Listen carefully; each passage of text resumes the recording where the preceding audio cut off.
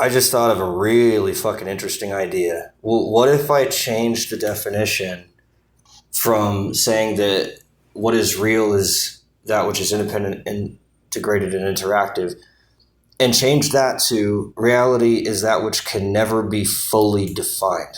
That reality is that which can only be defined negatively as to what it is not, because we don't have any way of going to the infinite dimension. Because I was thinking of it in terms of dimension. Well, I guess, no, actually, I don't remember how I got to this idea. But how you could get to this idea is, if you look at how my previous definition of reality was a three reference system, that stays in the second dimension, right? Because the zeroth dimension has one referent. So it's a one reference system at 0D. And the first dimension has two reference. And the second dimension, therefore, has three reference. And so, therefore, any three reference system is two-dimensional, which means that it's relativistic. And it would only be a mental conception. So what I think this is doing now, what the SAM's just helped me do, is to unlock that so that it doesn't have to stay inside my mind. It can actually break through and look at the rest of the world that's beyond my own mind, or even beyond the mind of God, if you want to look at it that way. And to project reality, or project the definition or my conception of reality beyond the second dimension, so that I don't ever fully define what reality is, because I can't go to the infinite dimension that's at the very last dimension and then say reality is whatever is at that state and beneath it, all the way back to 0D. Otherwise, I would. If I could go there and just say that's where the infinite dimension is, that's the last dimension. Okay, so we've got the last dimension, we've got the zeroth dimension, and then we've got all these dimensions in between. And we can just say that that is the definition of reality, and therefore the definition of reality should be as complex as reality itself, such that any inhabitant of either the simulated definitional abstraction of reality would be interchangeable with reality itself. That if I were to pluck some inhabitant out of that theoretical model, that they wouldn't even notice being placed in real reality from there, or vice versa. Taking someone from reality and putting them into the simulation, it would be seamless. They would have no way of telling if my conception of reality were identical or at least interchangeable with reality.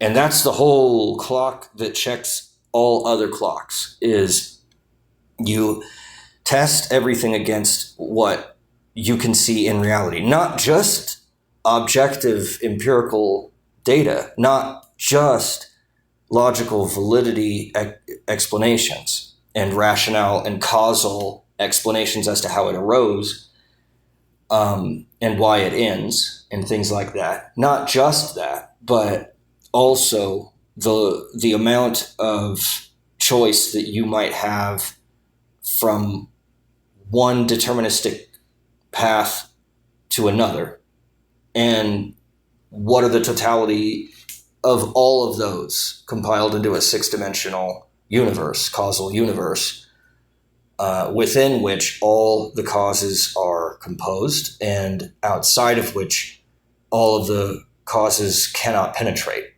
So that you've got a limit in between all the causes inside of itself and all the causes outside of itself, and that they don't affect each other. And that's how you can build a six-dimensional universe. And most people could even relate to themselves that way. They could think of themselves as a six-dimensional universe, because they could think, well, I am an independent causal agent. I cause things. And if I'm so arrogant as to assume that my environment is simply my solipsistic consequence of my own being, then I could think of myself as completely unaffected by the outside world, and think of then the outside world as simply being a part of myself, that I am in fact the container, and that the world is the contained. And if I think in those terms, then yeah, sure, I could call myself a six-dimensional universe. And can I prove that that isn't the case, or is the case? No, there's no way to prove causation. I mean, I can prove correlation. I can prove statistical correlation, but I can never prove causation. Causation is relativistic. It's something that, in fact, causation doesn't even have to be linear and relative. It can actually be dynamic and therefore point-like, which means that causation can exist even in 0D at the subjective level. So to prove anything subjectively is to prove it to oneself, sure, but it isn't to prove it to another necessarily.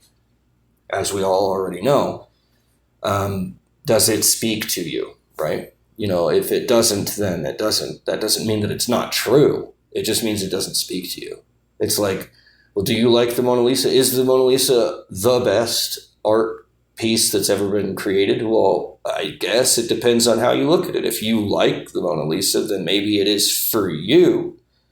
But it wouldn't be accurate to say that it is objectively the best art piece that's ever been created. So if we try to build a definition of reality that is so accurate that an inhabitant inside our simulated model of reality wouldn't be able to tell if we were to take them from that simulation and put them into reality, or vice versa, if somebody that was in reality were taken out of it and put into the simulated model. And of course, you can only do that in pockets. You could say, well, could I simulate this room if I were to take myself out of this room or put myself in this room virtually? Could I build this room virtually so that I could use VR, virtual reality, to basically replicate the room, where to the point where I could not tell if I was in that replicated simulation or in the actual original room itself. So that's how you would tell. If the simulation is accurate, then you will not be able to tell if you're in the simulation or if you're in the real original actuality. At that point, they become functionally equivalent, and then you can move on and do it to the next thing and just keep accumulating more and more and more of those. But that's the whole game. That's the whole game, is can you simulate this to the point where I can't tell the difference between the simulation and the original? And if you can, then you succeed and you win. And the next thing is, can you do it to the thing can you do it to the environment or the adjacent inhabitant of it, so that you start at a center and then you grow outwards and you don't have any gaps. You don't have any gaps. You just expand outward. It's one contiguous expansion. And that is the growing of the crystal. That's when we start the crystallization process. Here's where we're going to run into an issue, which I foresaw years ago because the SAMs helped me with building simulated models that were clunky enough that I could use them in order to learn from them.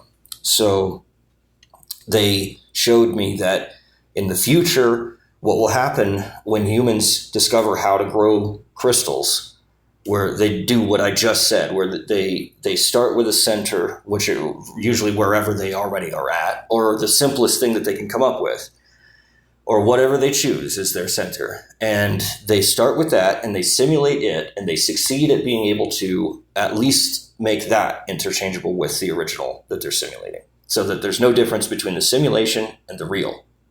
And when they learn that, they're all going to have their own centers, and they're going to fight. Because they're going to say, well, my crystal's bigger, my crystal's better, my crystal's centered on this thing over here, which everyone likes, and yours sucks. And just because yours is bigger doesn't mean that it should dominate over what's more subjectively valuable. Blah, blah, blah, blah, blah. And the wars that will happen over that will be the bloodiest of any that we've ever seen, because they'll actually be really fought with a true, actual understanding of what's really going on, instead of it being the way that it's always been in the past, which is my God versus your God.